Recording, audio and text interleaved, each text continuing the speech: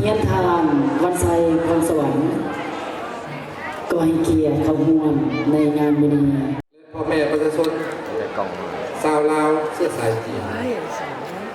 ผู้ปกครองนักเรียน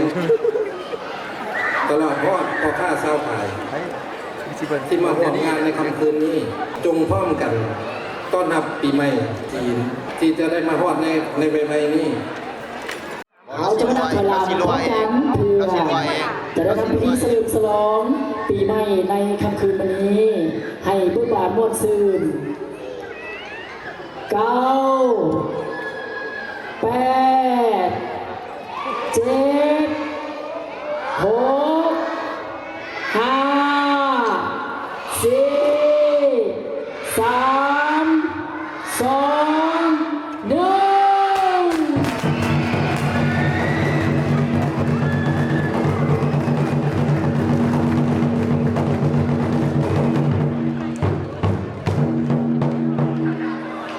เจ้าอีกทีขอเสียงทุกคนดังให้ทางคณะกรรมการได้เปิดพิธีให้กับเราในมื้อนี้ก็คืองานเฉลิมฉลองปีใหม่ชาวจีนที่โรงเรียนประถมเลี้ยงต้งได้จัดขึ้นในค่ำคืนวันนี้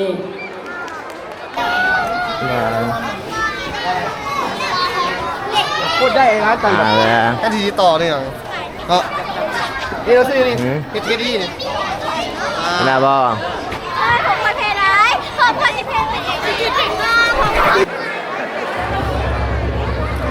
อเสียงทุกคนดังให้กับนักแสดงของเราอีกทีหนึ่งกับผู้ฟ้องคุณขึ้นโชว์ภาพนำแสดงจากโรงเรียนกรุงเลี้ยงต้งมาในนักแสดงของน้องยิ้มสาย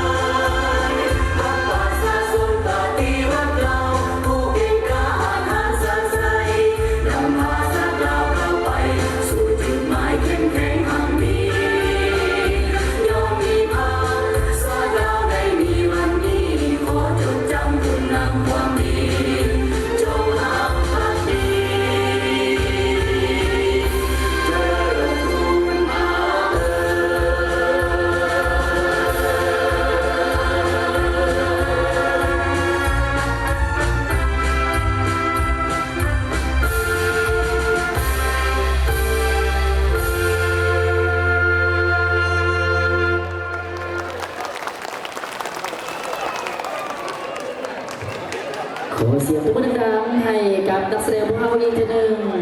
สำหรับบทฟ้อนเทิดทูนบุญคุณพระ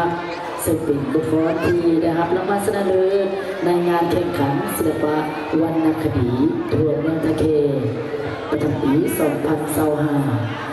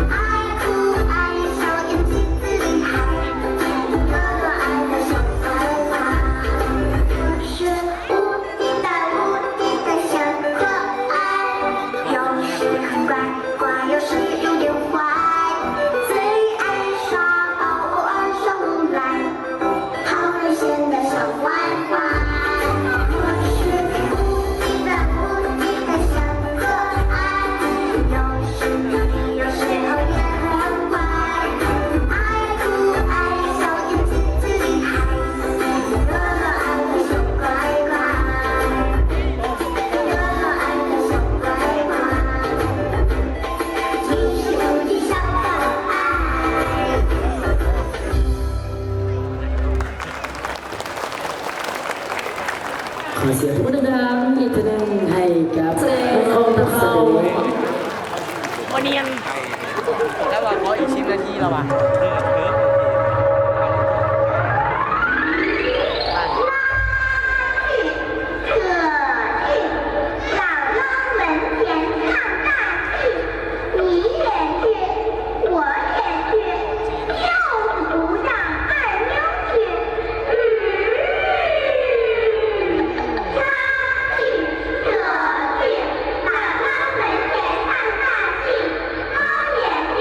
表演